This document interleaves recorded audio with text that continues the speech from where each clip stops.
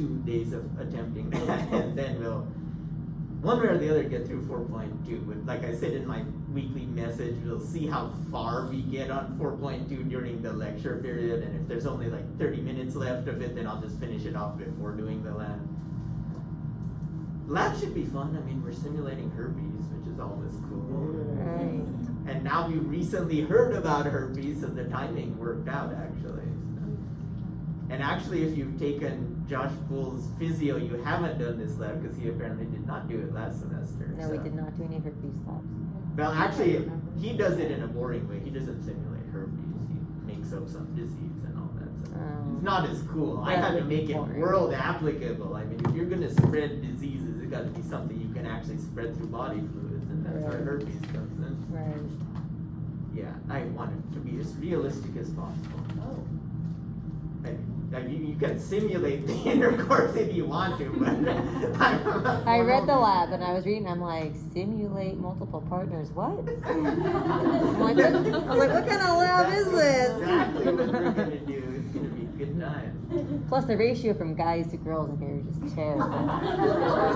So, yeah. Not for the guys. Eric's the only one here tonight, too. Oh, except for you, too. But Thank you. I'm feeling that might be slightly inappropriate.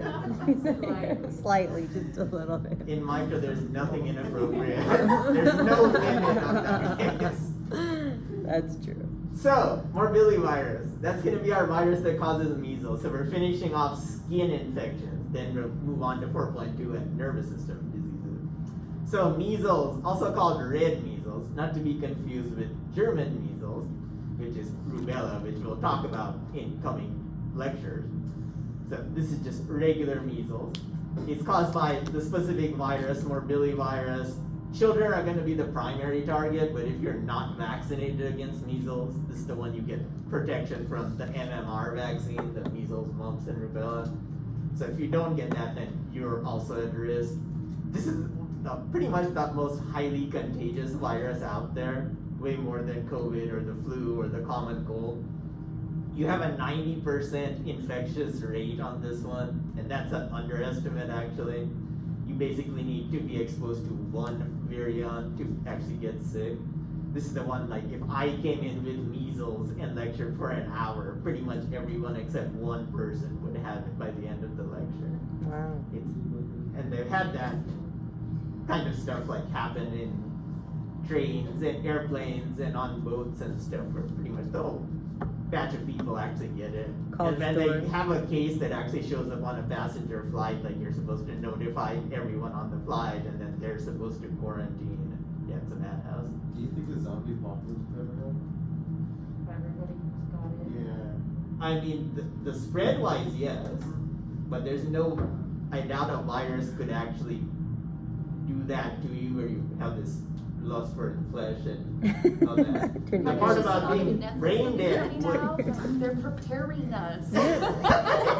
it's only gonna get World War worse. Z, hello. That was an awesome movie. That was an awesome movie. They're supposed to, they kept saying, oh, there's gonna be a sequel. And yeah, nothing.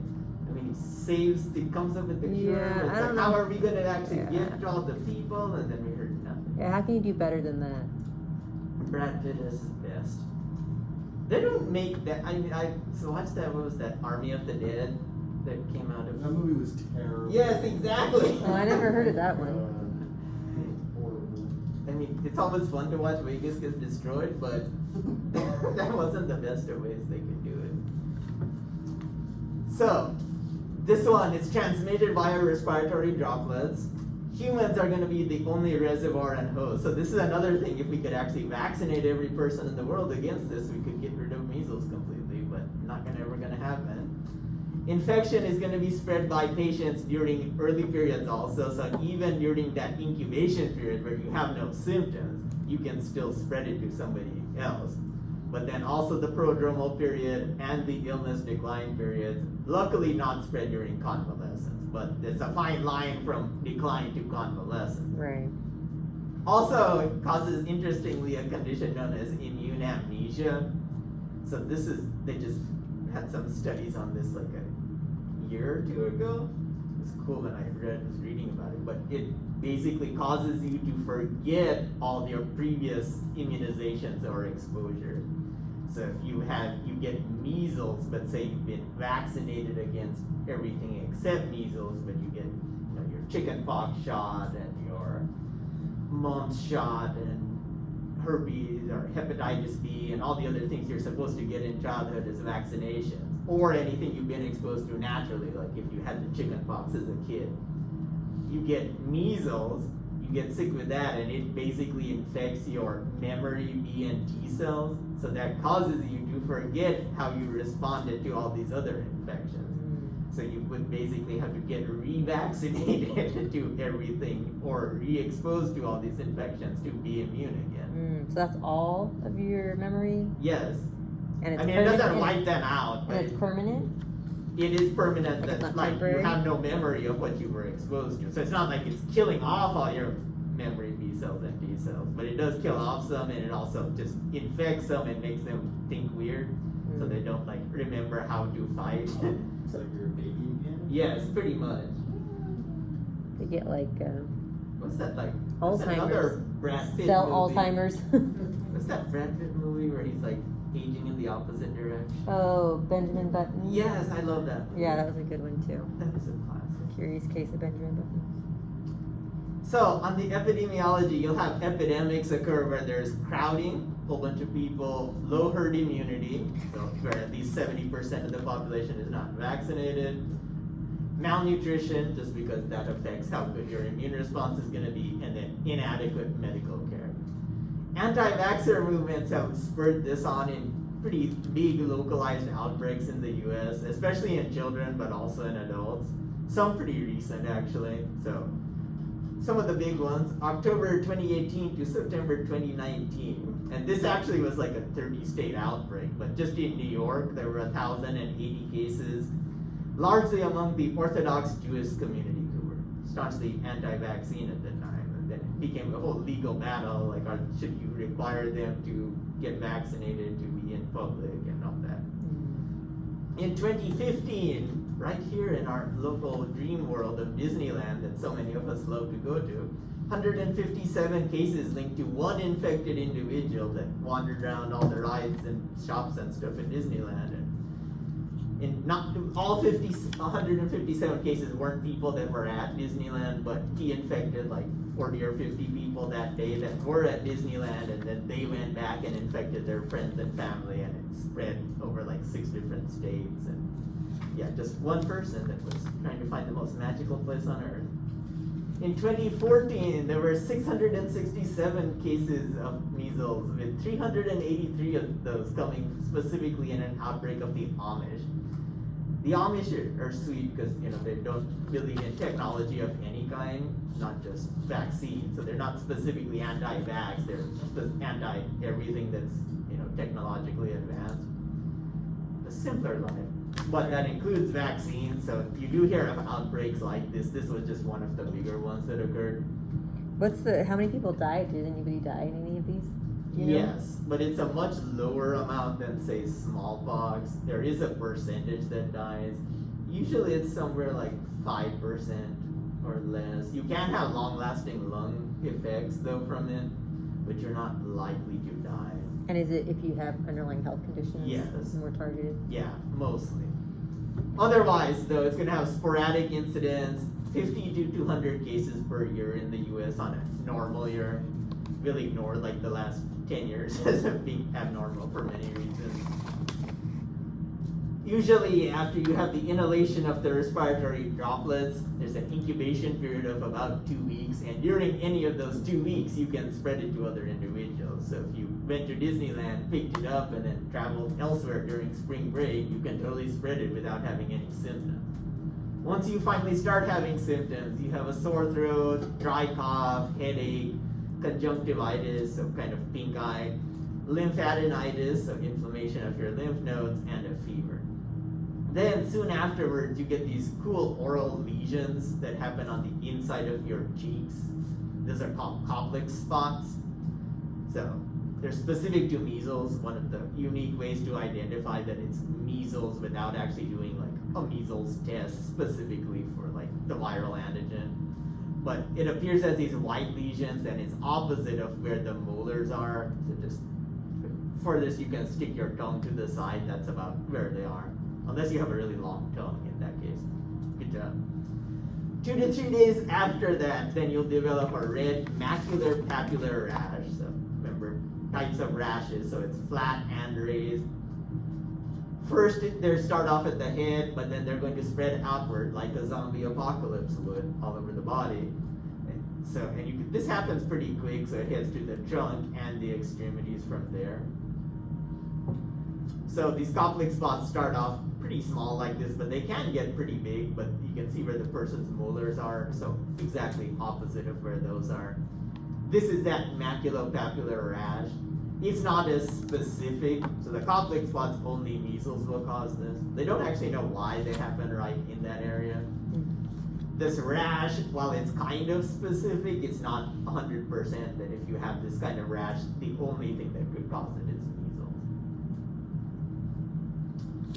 You can die, like I said, it's about 5%, I would say. And of course, when there were millions of people constantly getting, there was a huge outbreak in Europe of 3-4 years ago also, spread across most of Europe, and yeah, that did kill a few hundred people, I think.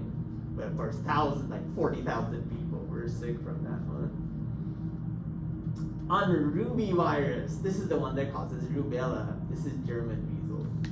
So it's an endemic virus, it occurs worldwide, and this one's also transmitted by respiratory droplets. So like I said before, a lot of viral skin diseases, you breathe them in through a respiratory infection, and then it spreads via the lymphatics and makes it to your skin. This one's going to be shed during the prodromal stage of disease, early on, and up to a week after you get the rash that's so characteristic of rubella. Close quarters, low air circulation. You want to hang out inside during winter time when it's cold. In some cases, you want to just hang out inside when it's warm also, like end of this week when it's supposed to be like 96 degrees here. Cases are going to occur mainly in adolescents and young adults, so you know that 18 up to 24 range. Hear of outbreaks of this at military barracks, college dorms, summer camps over the summer because it's crowding even though it's warm. Vaccination, so this is the R part of MMR, so measles, mumps, and rubella. That's decreased the number of cases, but you still hear about these localized outbreaks. And anytime you're not getting the MMR vaccine, you run the risk of any or all of these infections. It's especially bad though if it's spread from the pregnant mother to the fetus. So as an adult, you'll get sick for a few days, but you're not gonna die from this. But the fetus can be affected. So postnatal rubella affects children and young adults onward. So you have an incubation period of 2 to 3 weeks. Again, during that time, of course, you're carrying it around. It's not going to be spread as easily as measles, though. Initial replication happens in your respiratory epithelium. Then it's going to go to your nearest lymphoid tissues, like you have lymph nodes extending all along your trachea. And then from there, it goes into the bloodstream. And from there, of course, it spreads to the skin. Early symptoms, general illness, malaise, fever, sore throat, lymphadenopathy. Then you get this macular papular rash. So similar to measles, which is why the measles rash itself is not specific. But this one's more specific. It's a pink rash, starts on the face, works its way outwards, abdomen, back, out to the arms and legs. Resolves on its own in about 3 days, but you can have joint inflammation and pain instead of the rash. And in that case, it's pretty hard to diagnose unless you know you've been exposed to someone that has rubella, or you happen to say, yeah, I remember my micro class and it was the best experience of my life. I remember that it could be this. You should test me for that. Then of course it might highly likely turn out to be rubella because your micro professor was awesome. Worst case, though, is to develop congenital rubella. So this is where you pass it to the fetus via the mother while she's pregnant. So she gets it, she has those 3 days, but then she passes it to the fetus. So rubivirus is teratogenic, means it causes birth defects. The mother can pass it on while being completely asymptomatic also. So she doesn't even know that she's infected a lot of viruses have this ability to pass along the placenta to the newborn or to the developing fetus. Infection, if it's during that first trimester, it's often going to cause miscarriages or permanent defects. And some of those are dramatic defects like cardiac abnormalities, leaky heart valves, ocular lesions where the child is born blind or severely affected with cataracts, deafness, or retardation. So any or all of those can occur if the baby's infected early on and actually does even make it to full term.